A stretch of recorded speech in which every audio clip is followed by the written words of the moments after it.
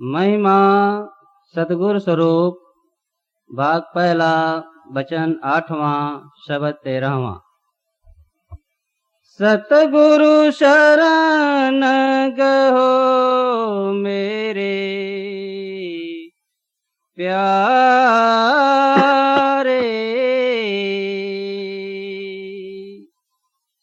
कर्म जगत चुकाए।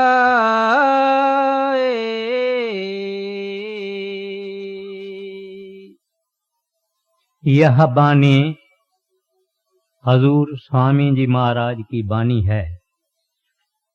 आप फरमाते हैं, ऐ इंसान, तुम्हारे ऊपर कर्मों का बहुत भारी कर्जा चढ़ा हुआ है और वो कर्जा तब तक खत्म नहीं होगा जब तक आप किसी महात्मा, किसी संत, किसी सतगुरु की शरण में नहीं जाएगा। तो अपने को देखना है कि कर्जा जिसके लिए स्वामी जी महाराज फरमाते हैं वो कर्जा क्या है।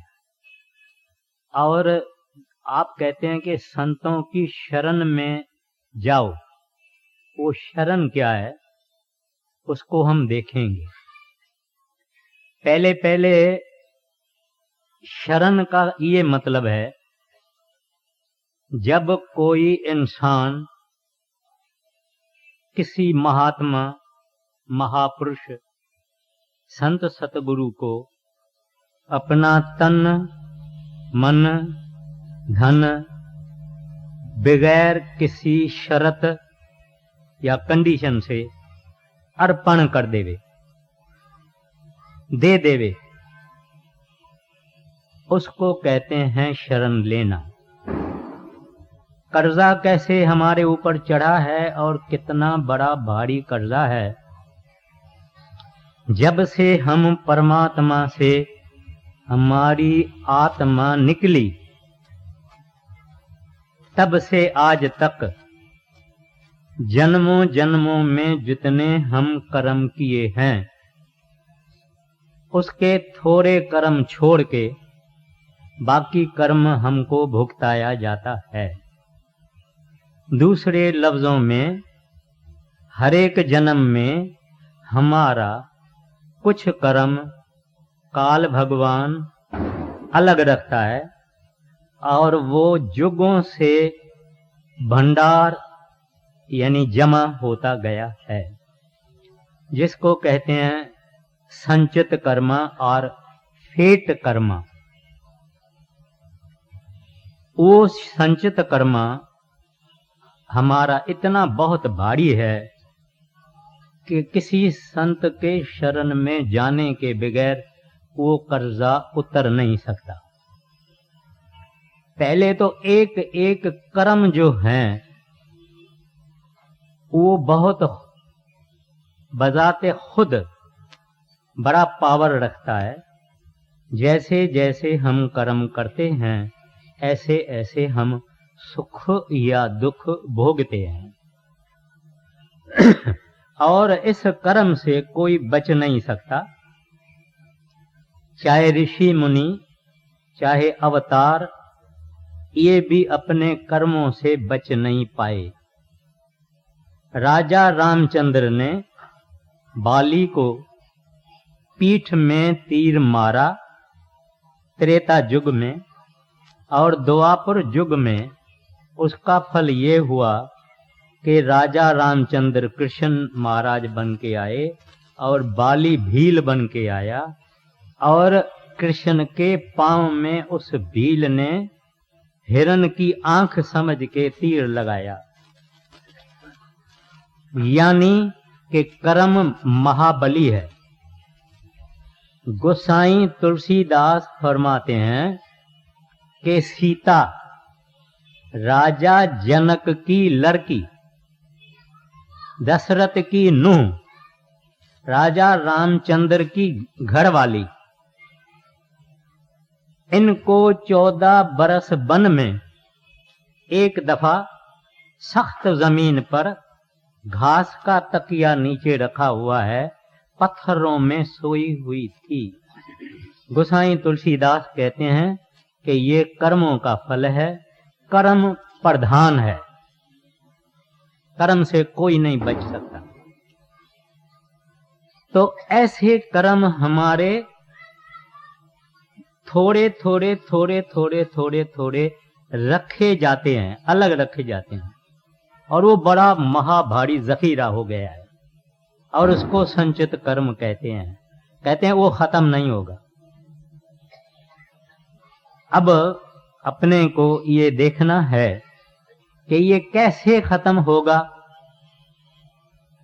संत मत में 2 तरीके हैं। एक है सिमरन भजन करना, दूसरा है किसी संत की शरण लेना। अभी सिमरन भजन करना कुछ हद तक आसान है। आदमी खाना अपना कम कर सकता है, भजन करने वाला अपनी नींद कम कर सकता है, भजन करने वाला बहुत सेवा कर सकता है, मगर शरण लेनी बहुत औखी है और शरण लेनी बहुत मुश्किल है। शरण का दर्जा संत मत में बहुत ऊंचा है। शरण में मन का कोई दखल नहीं है। माना मन अगर कहे कि ये ऐसा है, ये ऐसा है, वो बात नहीं होती, यानी मन खत्म हो जाता है। जिस आदमी ने पूरे संत की शरण ली, उनके लिए 5 बातें हो जाती है। एक बात, वो सब आसरा छोड़ देता है और एक का आसरा लेता है, एक बात। दूसरा, परमात्मा को और सतगुरु को एक समझता है। कभी भी सोचता नहीं है कि ये बंदा है, ये इंसान है, ये आदमी है, ये खुदा कैसे होगा। अगर सोचता है, माना अभी इसने शरण नहीं ली। तीसरी बात, वो हुक्म की तामील करता है, यानी गुरु अगर उसको कोई भी काम बोले तो ये दलील नहीं चलाएगा, लॉजिक नहीं चलाएगा, अक्ल नहीं चलाएगा, एकदम वो काम करेगा या सत्य वचन करेगा। चौथा, उनका पूरा प्यार, टोटल लव सतगुरु को दिया हुआ है,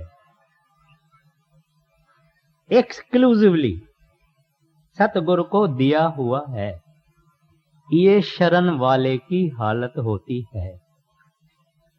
शरण किसने ली? गुरु अंगद साहब ने। शरण किसने ली? अमीर खुसरू ने।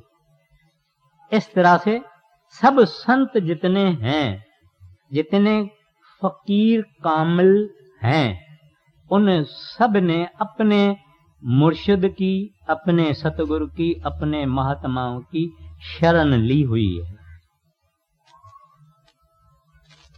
आप कहेंगे शरण हम सीख नहीं सकते हैं, शरण हम अपने अंदर पैदा नहीं कर सकते हैं? नहीं, शरण की बख्शिश होती है। कोई संत कामिल, संत फकीर, महात्मा वो बख्शिश करते हैं, तब आदमी शरण हासिल कर सकता है। भाई लहणा, चौधरी लहणा, पहाड़ों में रहने वाला, हर बरस को देवी का दर्शन करके पहाड़ों से नीचे उतरता। उसने सुना था कि गुरु नानक कोई महात्मा है। जब नीचे पहाड़ों से आया, तब उन्होंने गुरु नानक साहब का सत्संग सुना और पहली बारी दर्शन किया। उसके बाद उसके ऊपर उन्होंने अपना आप कुर्बान कर दिया। घर में नहीं गए, गुरु नानक साहब के घर में गए, उनके घर में झाड़ू किया, पानी भरा, कपड़ा धोया, घर नहीं गए। ये शरण संतों की बख्शिश होती है और कोई विरला शरण हासिल कर सकता है, क्योंकि शरण लेनी बहुत मुश्किल है। एक इंसान हमारे सामने खड़ा हो, उसको रब समझना, उसको परिपूर्ण परमात्मा समझना, ये बात बिल्कुल मुश्किल है, क्योंकि मन हमारे अंदर बैठा हुआ है। वो कहेगा कि ये बाल बच्चों वाला, ये हंसता भी है, ये सब कुछ करता है, ये रब कैसे हो सकता है, ये परमात्मा कैसे हो सकता है। तो जिसने शरण ली है उनके लिए और कोई आसरा नहीं है। कबीर साहब अपनी वाणी में कहते हैं, साहिब तुम दयाल हो, तुम लग मेरी दौर, जैसे कागज जहाज को सूझे और न ठौर। कौआ होता है ना, काल क्रो, वो समुद्र किनारे बैठा था, एक जहाज के ऊपर उड़ के बैठ गया, जहाज बहुत दूर पानी में चला गया। अभी वो कौआ उड़ना चाहे, किनारे पर आना चाहे, आ नहीं सकता, क्योंकि समुद्र पार कर नहीं सकता, उनकी ताकत नहीं है। तो क्या कहते हैं, साहिब तुम दयाल हो, तुम लग मेरी दौर, जैसे कागज जहाज को सूझे और न ठौर। हम इस दुनिया में पैसे का आसरा लेते हैं, यारी दोस्ती का आसरा लेते हैं, मान शान का आसरा लेते हैं, अपने नाम और पोजीशन का आसरा लेते हैं, दोस्तों का सहारा लेते हैं, मगर जिसने शरण ली है उसका एक आसरा है, उसका सतगुरु। उसने अपने सतगुरु को पूरी तरह से दे दिया है, चाहे तन मन धन सब कुछ दे दिया। जब कोई आदमी मरता है उसको लोग कपड़ा उतारते हैं, उसको स्नान करवाते हैं, उसको और कपड़ा पहनते हैं, मगर मुर्दा कुछ क्यों च्यां करता है कि आप मेरे कपड़े क्यों उतारते हो, मेरे को उल्टा क्यों करते हो, मेरे को सुल्टा क्यों करते हो, मेरे को ठंडे पानी से क्यों स्नान करवाते हो, गर्मी से क्यों नहीं करवाते हो। इस तरह से जिस इंसान ने शरण ली है वो ऐसा होता है। बड़ी कठिन पोजीशन है। उस साहब को जब सब मेहरबान होवे, वो प्रभु जब मेहरबान होवे, तब शरण का दर्जा खुद आप देते हैं। गीता में कुछ 700 श्लोक हैं। महाराज श्री कृष्ण ने अर्जुन को गीता का पूरा ज्ञान दिया। आखिर में अर्जुन कहता है कृष्ण को, महाराज आपने ये सब कुछ मुझे सुनाया, लेकिन मेरा मन और घबरा गया है, मैं कंफ्यूज हूं, मुझे पता नहीं है कि मैं क्या करूं क्या नहीं करूं, मुझे कोई आसान रास्ता बताइए। इस पर महाराज श्री कृष्ण ने अर्जुन को कहा, सर्वधर्मा परित्यज, कहते हैं सब रास्तों को छोड़ दो, सब धर्मों को छोड़ दो, सब फिलॉसफीज को छोड़ दो, मामेकम शरणम वर्ज, मेरी शरण में, मामेकम माना मेरी, शरण शरण में, वर्ज आ जाओ, बोले भूल जाओ सब कुछ, मेरी शरण में आ जाओ। तो ये शरण है। जो शरण आदमी लेवे उसको पाप नहीं, उसको पुण्य नहीं, क्योंकि उसने अपना आप जो है वो उसने खत्म कर दिया। मैं हमारे पास मैं है और मेरी है, मेरी जायदाद, मेरी मोटर, मेरी कारें, मेरे बंगलो, मेरे ये मेरा वो कहता है मेरा गुरु ही है। मेरी अगर कोई जायदाद है, मेरी अगर कोई पोजीशन है, तो मेरा तो गुरु ही है। हम आम दुनियादार कहते हैं मैं तो अलग हूं। शरण वाला कहेगा कि मैं तो इसकी जुती हूं।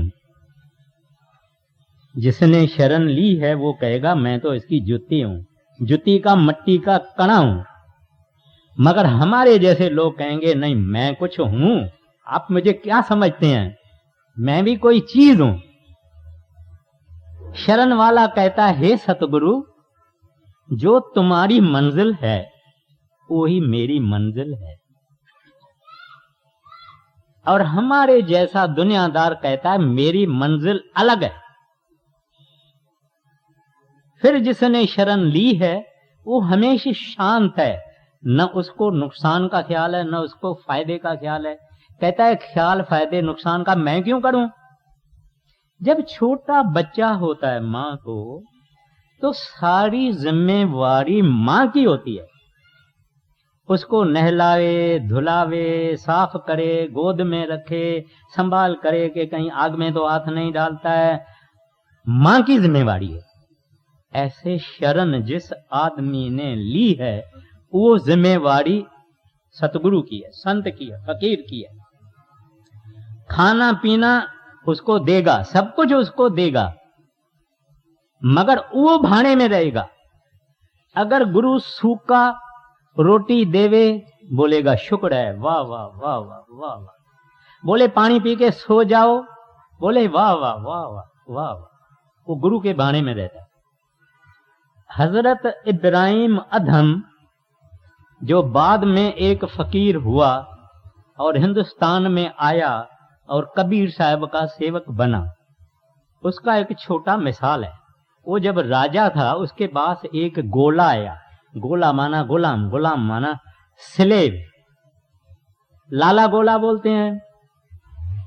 उसको कहने लगा भाई तुम्हारा नाम क्या है।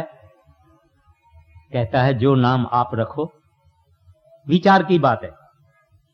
उसने नहीं बोला मेरा नाम मोहम्मद है, नूर मोहम्मद है या ये है, नहीं, बोले जो नाम आप रखो। बोले आप क्या कपड़ा लेंगे, 12 महीने लेंगे, 6 महीने।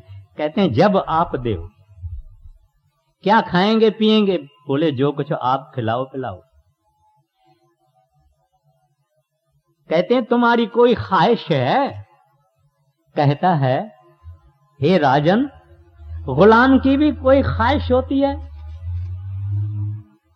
इस तरह से शरण वाला उसकी कोई ख्वाहिश नहीं होती है, अपनी कोई ख्वाहिश नहीं, रेडी है कि गुरु का मुझे क्या हुक्म होता है, उसको मानने के लिए तैयार है। नरम होवे, सख्त होवे, धूप होवे, छांव होवे, कुछ भी हो।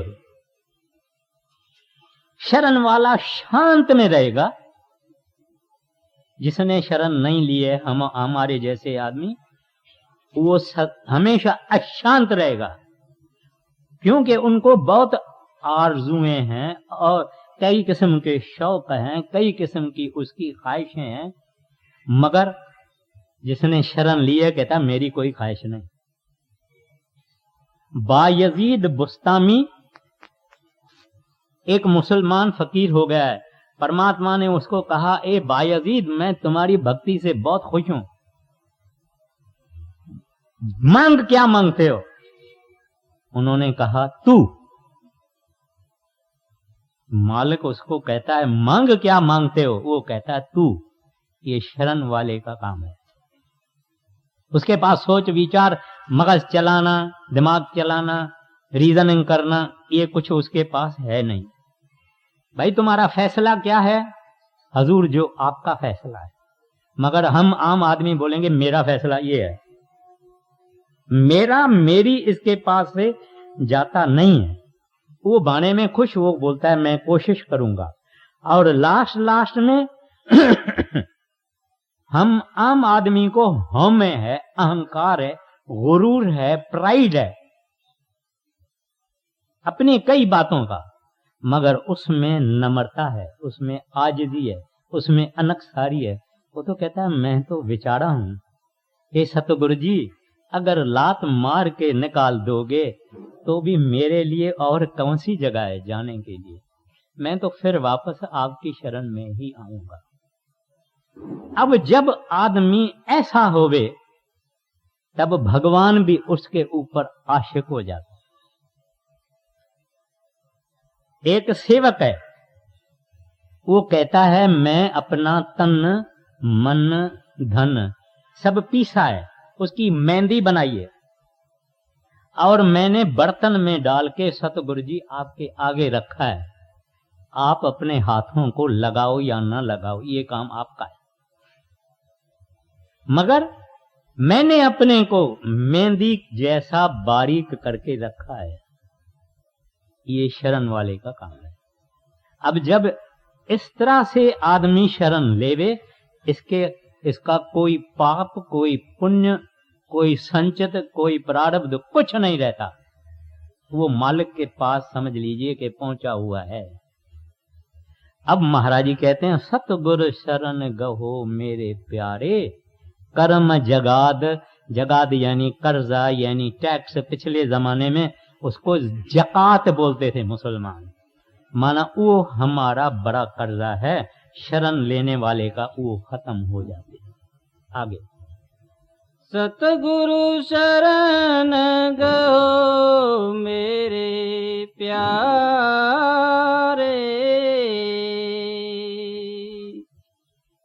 कर्म जगत चुकाए,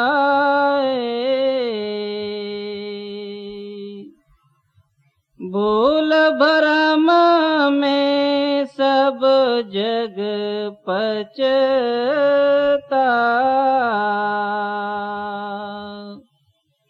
अचरज बात न काओ सुहाए। कहते हैं दो बातें हैं, एक संसारी यानी दुनियादार और एक जिसने शरण ली है। कहते हैं ये दुनियादार बेचारा हमेशा धोखे में रहता है, मां के पेट से निकला और मर गया, धोखे में ही रहा। कौन से धोखे में रहा? एक रस्सी जमीन पे पड़ी है, अंधेरा है, रस्सी सांप या सप के तरह से दिखाई देती है, मगर टार्च लगाया तो रस्सी नहीं, सांप नहीं था मगर रस्सी थी। इस तरह से हम दुनियादार इस दुनिया को बहुत सच समझते हैं, मगर ये है झूठ। झूठ है इस वास्ते इसको कोई नहीं ले जा सकता, क्योंकि ये झूठ है। अगर सत्य होता ले जा सकता। तो कहते हैं ये सारी दुनिया कर्म कांड में पड़ी हुई है, या पत्थर या कागज या पानी, या ये समझता है कि किताबें पढ़ने से मुक्ति होगी, या मूर्ति पूजा में, या तीर्थ स्नान करने से। कहते हैं सारी दुनिया इसमें लगी हुई है, चाहे हिंदुस्तान चाहे बाहर, इन तीनों में से कुछ न कुछ होगा। कहते हैं वक्त इसको पका रहा है, वक्त की आग इसको पका रही है। माना आज ये 15 बरस का है, 5 बरस ने इसको पकाया, 20 का हो गया। ऐसा करते करते मृत्यु हो गई, चल पड़ा। वक्त वही है, वक्त चालू है, वक्त एग्जिस्ट करता है। इंसान धोखा खा के मर जाता है, न कुछ ले जा सकता है न कुछ कर सकता है, जो किया यहां छोड़ के गया। और बोलता है सब कुछ मेरा है। कबीर साहब कहते हैं सुत कंचन स्यों हेत बढ़ाया। कहते हैं औरत से, सोने से, लड़कों से, लड़कियों से इसने प्रेम बढ़ाया। और कहता है सब कुछ अपना एक राम पराया। कहते हैं ये से कहता है सब कुछ मेरा है, राम मेरा नहीं है। कौन सुबह से रात तक प्रभु को याद करता है, हरि को याद करता है, परमात्मा को याद करता है? वाहगुरु को कौन याद करता? दुनिया की चीजें, दुनिया का सामान, दुनिया की रिश्तेदारी, दुनिया का सुख, दुनिया का रस, दुनिया की आशाएं, दुनिया की तृष्णाएं। भगवान किसको याद है? कोई कोई कोई कोई प्रभु को याद करता है, हरि को याद करता है? नहीं तो हम दुनियादार दुनिया को ही याद करते हैं। अच्छा, अब क्या हालत है ये? इस तरह से इसका वक्त, जो कीमती से कीमती चीज है, वो वक्त इसका निकल जाता है। एज अगेंस्ट दिस एक और अवस्था है जिसको अचरज बात न काहू सुहाय है। कहते हैं एक ऐसी अवस्था है, किसी महात्मा के पास जाना, फकीर औलिया के पास जाना, किसी दरवेश के पास जाना, उससे पनाह लेके उसको बेनती करना और वो नाम की बख्शिश करे, उस नाम को कमाना, दुनिया भी कमाना, दीन भी कमाना। 4 दिन दुनिया के भी अच्छे गुजर जाएं और बाद में किसी चीज का फिक्र नहीं। तो स्वामी जी महाराज कहते हैं अगर ये किसी महात्मा से प्यार रखे तो ये अचरज बात न काहू सुहाय है। कहते हैं दुनियादारों को ये बातें सुझती नहीं है, ठीक नहीं लगती है। आगे भूल भरम में सब जग पचता, अचरज बात न काहू सुहाय,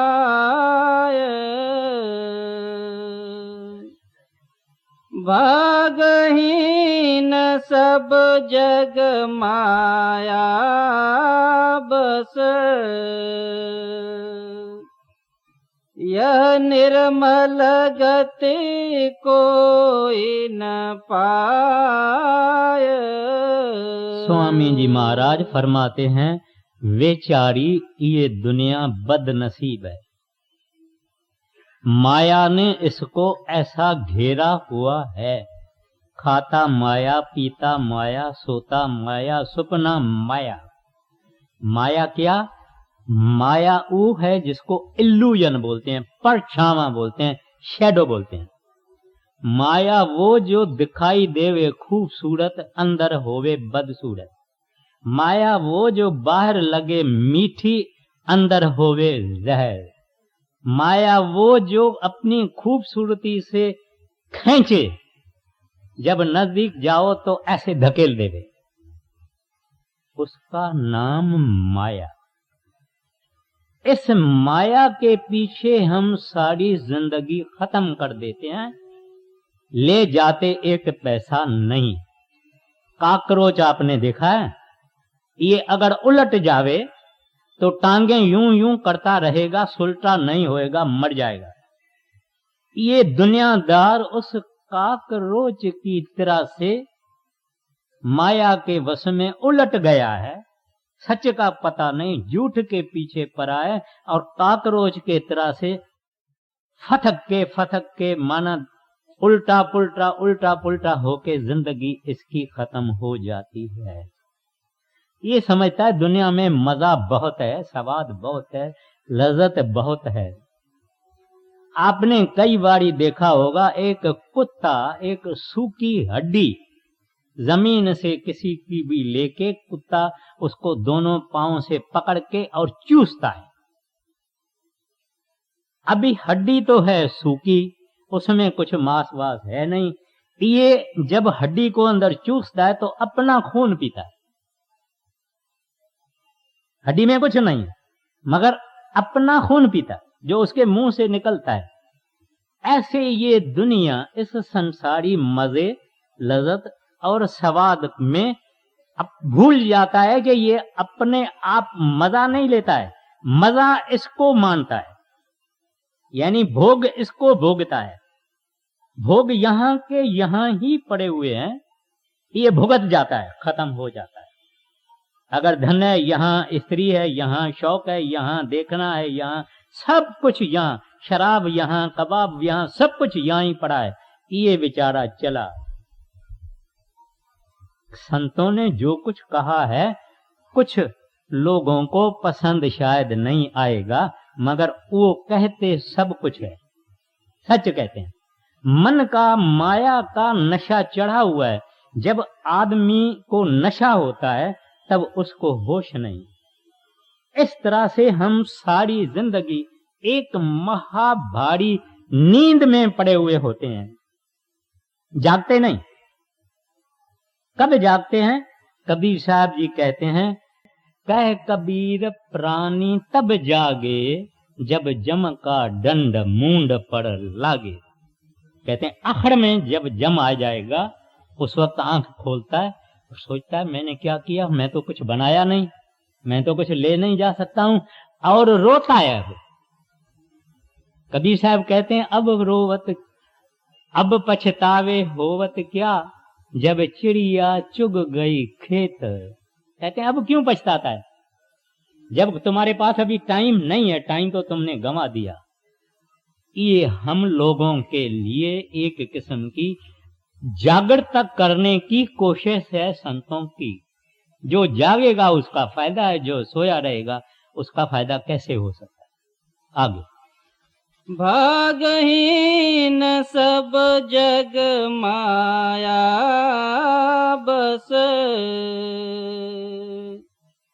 यह निर्मल गति कोई न पाए।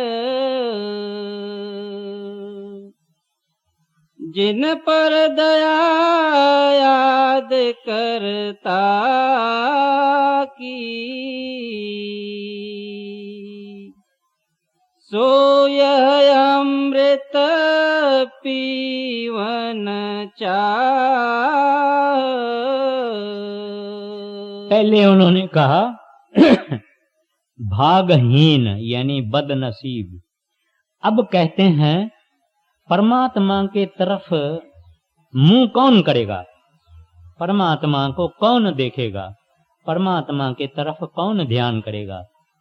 कहते हैं जब वो साहिब चाहेगा, दूसरा नहीं ध्यान कर सकता।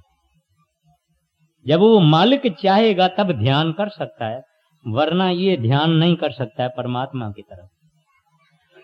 मैं आगे भी अर्ज करता हूं, माया आगे भागी जा रही है,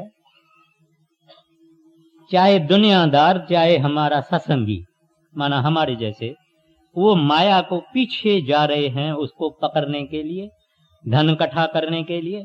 10 का 100, 100 का 1000, 1000 का 10, 10 का लाख, लाख का करोड़। गुरु उसके पीछे जा रहा है। गुरु उसको कहता है भाई और कुछ ना करो, तुम मेरे तरफ देख तो सही, तुम मेरे तरफ फकत देख तो सही। वो देखता नहीं है, कहता है साहब फुर्सत नहीं है, फुर्सत नहीं है। ये कंडीशन हमारी है।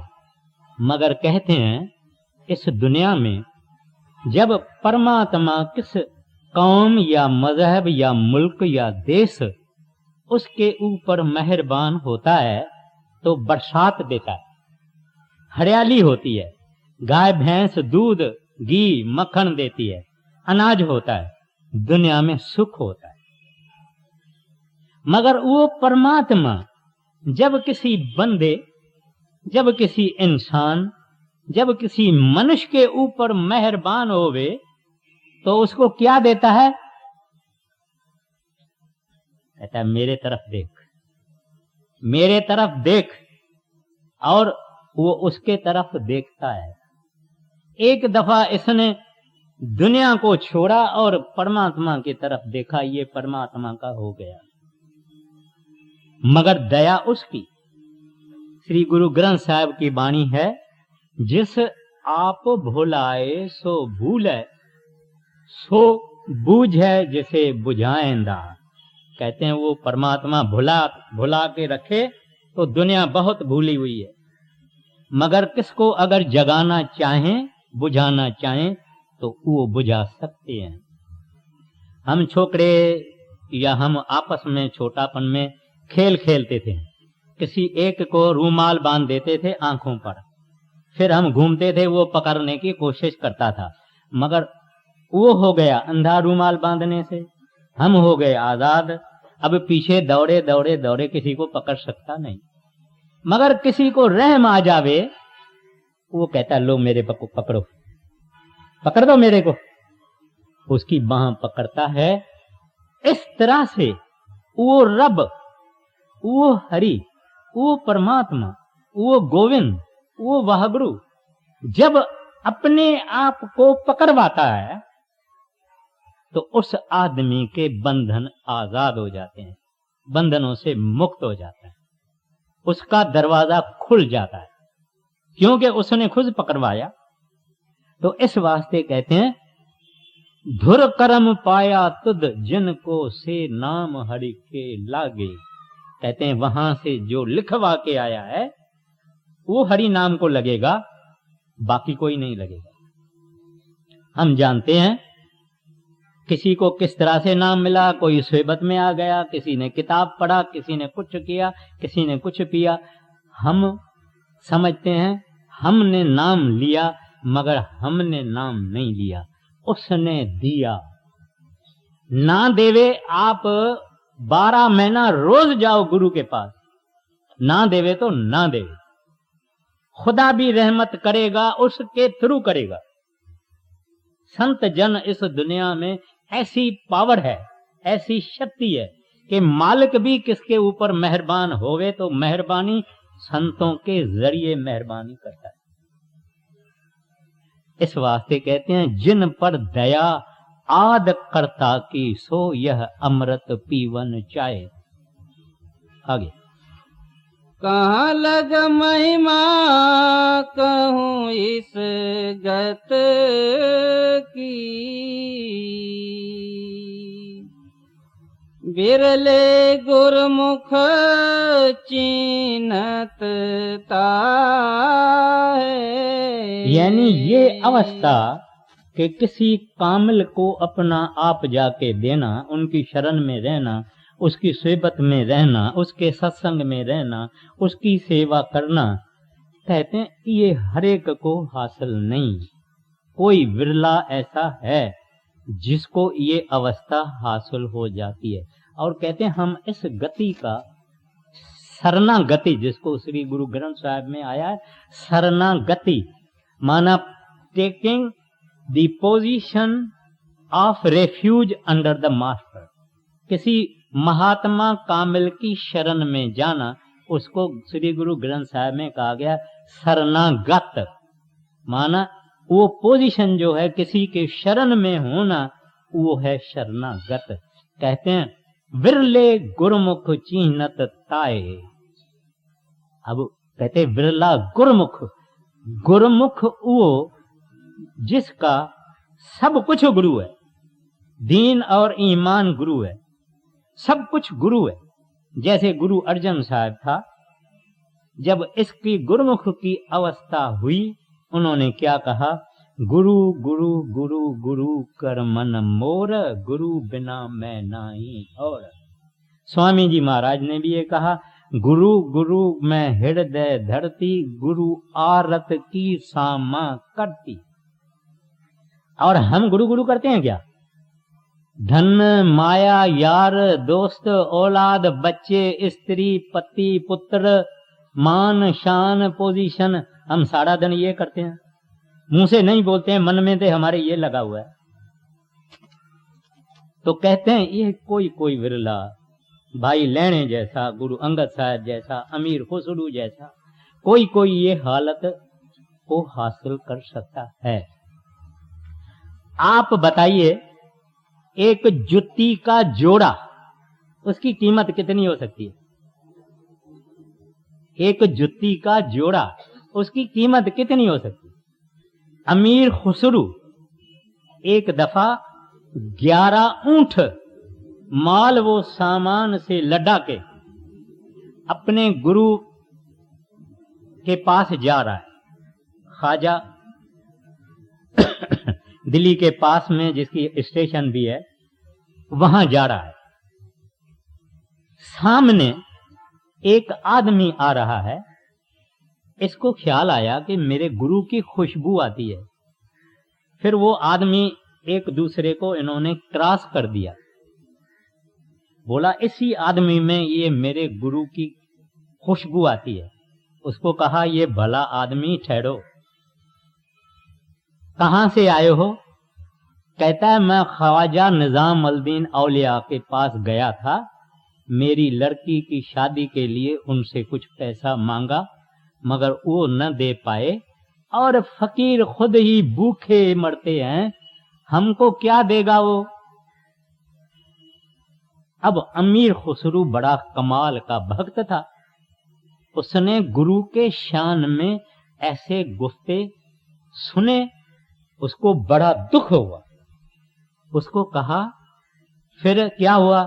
कहते हैं उन्होंने पैसा वैसा तो मुझे नहीं दिया, जोड़ी शूज की, जूते, पुराना जूता की जोड़ी दे दी, बोले रास्ते में बिक्री करके खाना। कहते हैं फिर ये बिक्री करोगे? ख्वाजा निजाम अल-दीन की जूती, कहते हैं तू बिक्री करोगे? कहते हैं हाँ। बोले दे दो मुझे, ये मेरे 11 ऊंट लेके जाओ, 11 ऊंट मेरे जो है सामान से लदे हुए लेके जाओ। उसको गुरु के नाम की, गुरु की इज्जत की, गुरु के प्रेम का इतना ख्याल था। फिर जब गुरु के पास गया, जूती साफ करके उसके आगे रखी, निजाम अल-दीन उससे पूछता है कितने में लिया? कहते हैं जो कुछ है वो दे दिया। कहते हैं फिर भी सस्ता लिया है, फिर भी सस्ता लिया है। इसका नाम गुरमुख। हम करेंगे? गुरु की इतनी मन के अंदर इतनी इज्जत है और आबरू है कि 11 ऊंट ले जाओ, मगर गुरु के कोई भी थोड़ी भी बात वो सह नहीं पाया। इसका नाम गुरुमुख, इसका नाम प्रेम, इसका नाम अदब। भगवान भी ऐसे माशूकों के ऊपर आशिक हो जाता है। ऐसा बंदा मिलेगा? कोई कोई होगा, जरूर होगा, मगर कोई कोई विरला होगा। इस वास्ते कहते हैं भाई आपको मैं ऐसे लोगों की कहां लग महिमा कहूं, इस गत की विरले गुरुमुख चीनत ताए। कहते हैं कोई कोई गुरुमुख की ये अवस्था है। हाँ जी, गुरु के चरणों का ध्यान या उसकी याद करके करके वो खुश रहता है। वो खुशी और वो आनंद इस दुनिया में कहां नहीं मिलेगा। 7 विलायत की पातशाही भी मिल जावे तो भी खुशी नहीं, शांति नहीं। ये खुशी इस प्रभु के भक्तों के पास होती है। सरदार बहादुर जी महाराज, गुरु अंगद साहब की बात है, जब गुरु नानक साहब चोला छोड़ गए, हालांकि गुरु अंगद साहब के अंदर भी दर्शन करते थे, मगर बाहर के आंखों को भी उनको दर्शन चाहिए। दर्शन देख जीवा गुरु तेरा, मैं जिंदा हूं प्रभु तेरा दर्शन करके, सतगुरु तेरा दर्शन करके। वो बड़े परेशान, बड़े दुख में एक गांव में चला गया। उधर एक औरत थी जो गोबर होता है, गाय का गोबर, वो बना रही थी। उसकी निहाली नाम था। निहाली को कहता है गुरु अंगद साहब, पुत्र यहाँ कोई जगह है जहां मैं बैठ के मेडिटेशन करूं, भजन करूं? वो कहती है हाँ महात्मा जी, ये टूटा हुआ मकान है, वहां आप जाओ और दूध वूध मैं आपको देऊंगी, आप भजन करो। और वो निहाली उसको रोज 1 गिलास दूध का देती थी और वो भजन में बैठे थे। 6 महीना दुनिया ने कहा गुरु नानक साहब का कहां है, जिसको उन्होंने अपनी गद्दी दी है, वो कहां है, वो कहां है, वो कहां है। आखिर बाबा बुढ़ा उसने अंतर ध्यान होके देखा तो वो टूटे फूटे मकान में भजन में बैठा हुआ है। उसको नीचे लाया। तब गुरु अंगद साहब कहते हैं जिस प्यारे से नीह तिस अगे मर वंजिए, धरग जीवन संसार में तिस पाछे फिर जीवना। कहते हैं अपने गुरु से ही पहले मर जाना चाहिए। अगर गुरु के बाद में मरता है, कहता है लानत है इसकी जीवन को। माना प्रेमी अपने सतगुरु के दर्शन के बगैर नहीं रह सकता। इस वास्ते कहते हैं बिन गुरु चरण और नहीं भावे, इस आनंद में रहे समाई। ये बातें जो है ये आला भक्तों की है, आला आशिकों की है, आम आदमी के समझ से बाहर है। हमने तो दुनिया के खट्टे मीठे रस खाए, इंद्रियों के भोग खाए, हमने समझा हमने प्यार किया। प्यार कुछ और चीज है, उसको हमने अभी टच नहीं किया, हम उसको अभी चाखा नहीं। ये है प्यार प्रभु का, ये है प्यार वाहगुरु का, ये है प्यार अल्लाह का, ये है प्यार रब का, ये है प्यार अकाल पुरख का। कहते हैं गुरु चला जावे और मैं जिंदा जुदाई नहीं सह सकता। आगे दर्शन करत पिंड सुध भूली,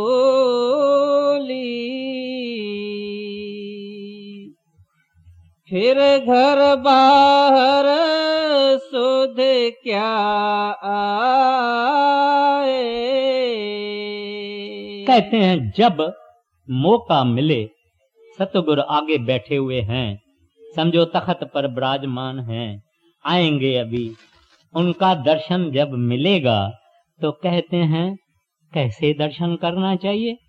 पिंड सुध भूली, कहते हैं वो जो भक्त है, जो प्रेमी है, जो मोहब्बत करता है, जो प्रेम करता है, वो ऐसा दर्शन करेगा उसको अपनी होश नहीं रहेगी। अगर होश है तो दर्शन नहीं।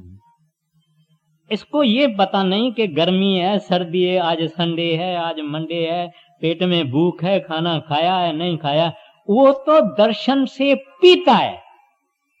क्या पीता है? अमृत पीता है, अमृत पीता है वो। मगर वो अमृत हमको पता ही नहीं है वो क्या होता है। एक दफा अपने को वो डिवाइन लव, वो परमात्मा का प्यार, वो प्रेम जब लगे, फिर हमको पता लगेगा कि ये क्या है। फिर दुनिया के सब प्यार, वो मोहब्बत, वो अटैचमेंट, वो लगाव सब खत्म हो जाता है, एक रह जाता है, एक ये, एक दर्शन करने वाला। तो कहते हैं कि ये हालत है, दर्शन करत पिंड सुध भूली, फिर घर बाहर सुध क्या आए। कहते हैं उसको पता नहीं अंदर हैं हम बाहर हैं, क्या हालत है, कौन सी जगह पे हैं, योगेश्वरी में है कि पार्ले में है कि बॉम्बे में है कि बांद्रा में है, क्योंकि होश टोटल उसके देखने में, भाव और प्रेम से देखने में जाता है। आगे ऐसी सूरत प्रेम रंग भीनी,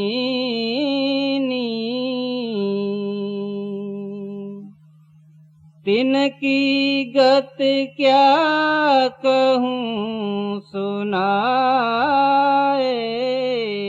कहते हैं ऐ दुनिया वाले, आपको मैं क्या जिक्र करके बताऊं कि इस ऐसे लोगों की गति क्या है, हम समझ नहीं पाएंगे। हमने दुनिया में उसका कोई मिसाल नहीं देखा, नमूना नहीं देखा जो हम मुकाबला करके बतावें कि इसके मन की हालत क्या है।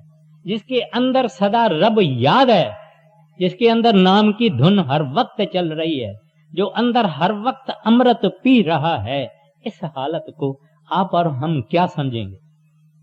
मियां मिठा गुरु नानक साहब का एक मुसलमान सेवक था। जब गुरु नानक साहब बड़ी नाम और बगैर की बड़ाई करते थे, मियां मिठा ने कहा महाराज ऐसी आला चीज है, हमको थोड़ा इसका चखने को मिले, जरा टेस्ट मिले, जरा तजुर्बा कराओ अमृत। गुरु नानक साहब ने कहा मियां मिठा ये अनुभव की बात है, this is matter of experience.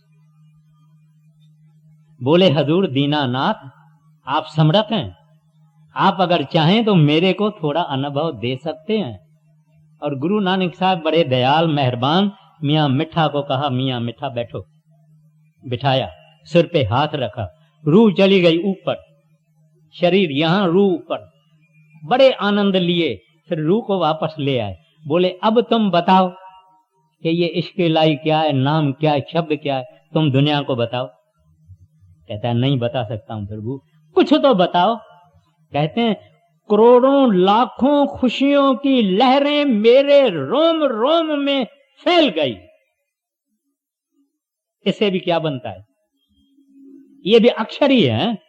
तजुर्बा एक चीज है और अक्षर दूसरी चीज है। इस वास्ते कहते हैं मैं ये गति है दुनिया वाले आपको बता नहीं सकता हूं। आगे जोग वैराग ज्ञान सब रूखे, यह रस उनमें दिखे न ताए। अब परमात्मा रस है, आनंद है, खुशी है, स्वाद है, लज्जत है, डिलाइट है, जॉय है, मगर फिर भी ये कुछ जो मैंने कहा वो कुछ भी नहीं है, वो जो है सो है। इस वास्ते भक्त आंखें बंद करके घंटों के घंटे, महीनों के महीने दुनिया को लात मार के उस भगवान के भक्ति में रहते हैं, क्योंकि वो आनंद रस पीते रहते हैं। वो जागना ही नहीं चाहते हैं, वो ऐसा रस है। तो वो रस भक्ति में है, प्रेम में है, मोहब्बत में है, इश्क में है। जोगियों के पास वो नहीं है। जोगियों के पास शराब है, वैरागियों के पास नहीं है। वो दुनिया का बाहर से वैराग कर लेते हैं, कुर्बान कर लेते हैं, मगर मन का वैराग कहां? ज्ञान जहां भक्ति है वहां ज्ञान कुछ नहीं कर सकता। तो स्वामी जी महाराज कहते हैं ये रस भक्ति है, ये प्रेम भक्ति जो है, नाम भक्ति जो है, ये रस भक्ति है। आदमी उसमें रंग जाता है। कहते हैं ये रस भक्ति ज्ञानी वैरागी योगियों के पास नहीं है। महाराज श्री कृष्ण गोपियां उनकी सेवकाएं थी। महाराज श्री कृष्ण जब द्वारका जा रहे थे तो उद्धव को कहा, ए उद्धव, मेरी गोपियां मेरे वियोग में, जुदाई में बहुत दुखी होंगी, तुम जाके उनको मैं जो ज्ञान देता हूं उनको जाके दो। गया वो, विदुर वहां गया, उद्धव वहां गया, गोपियों को कहता है, ऐ गोपियों आओ, मेरे को महाराज श्री कृष्ण ने तुम्हारे लिए ज्ञान दिया है। गोपियां उसको कहती है, हे उद्धव तू बैठो यहां। भक्ति या इश्क के आगे ज्ञान कुछ भी नहीं है। और हम उस प्यारे कृष्ण का ध्यान करके करके करके हम खुद कृष्ण बन के बैठी हैं। पंजाबी में कहते हैं, रांझा रांझा कर दी हम आपे रांझा होई। जो जिसका ध्यान करेगा ऐसा होगा। जो वाहगुरु परमात्मा हरि गोविंद का ध्यान करेगा वो वाहगुरु ही बनेगा, रब ही बनेगा। उसके लिए जन्म मरण कुछ नहीं है। गोपियों ने ऐसा ज्ञान तो उस बेचारे का रहा अपने पास, मगर उन्होंने कहा हम खुद श्री कृष्ण बन के बैठी हैं। प्रेम ऐसी चीज है, जिसको प्रेम किया जाएगा ऐसा ही बनेंगे। ये लॉ ऑफ नेचर है। आगे, बड़ भागी कोई बिरला प्रेमी, तिन यह न्यामत मिली अधिकाए। कहते हैं कोई बिरला ऊंचे भागों वाला आदमी होगा, तिनको ये न्यामत मिलेगी, तिनको ये चीज मिलेगी, तिनको ये पदार्थ मिलेगा, तिनको ये धन मिलेगा। कोई ऊंचा जो अपनी दिल किसी को अर्पण कर सकता है। हमने भी दिल अर्पण की है, दुनिया और दुनिया के सामानों को अर्पण कर दिया है। इस वास्ते नींद में भी वो सामान है, सपने में भी वो सामान है, हर वक्त वो दुनिया और दुनिया के सामान है। इस ऐसा दुनिया में जैसा ये मगन है, ऐसे प्रभु के प्यारे हरि के ख्याल में मगन रहते हैं। दुनियादार दुनिया के ख्याल में मगन रहता है, प्रभु का क्या प्यारा प्रभु के ख्याल में मगन में रहता है। आगे, राधा स्वामी कहत सुनाई,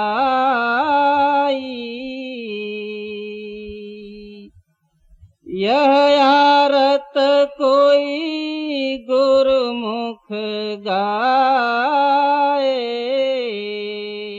कहते हैं आरत, हम लोग आरती बोलते हैं।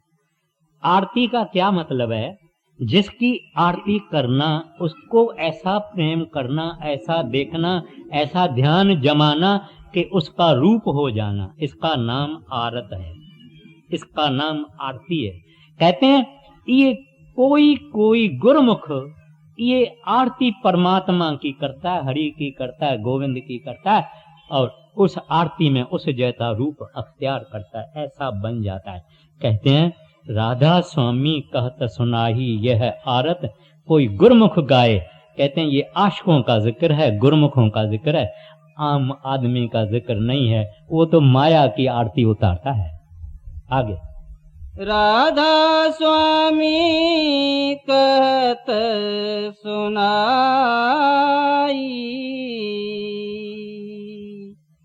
यह आरत कोई गुरुमुख गाए।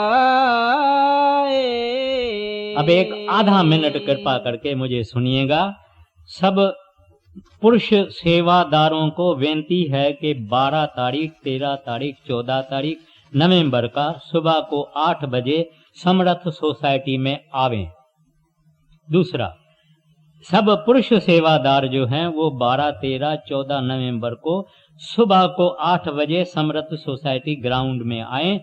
और वो औरतें, जिन औरतों को साधन है ट्रांसपोर्ट का, यानी कार या बस या कुछ भी, और आके वो सेवा करना चाहें तो वो बड़ी खुशी से 8 बजे समर्थ सोसाइटी में 12, 13, 14 तारीख को आके सेवा कर सकते हैं। मगर अपने को कष्ट वष्ट देने वाला काम नहीं, जिसको साधन होवे वहां पहुंचने का और आने का।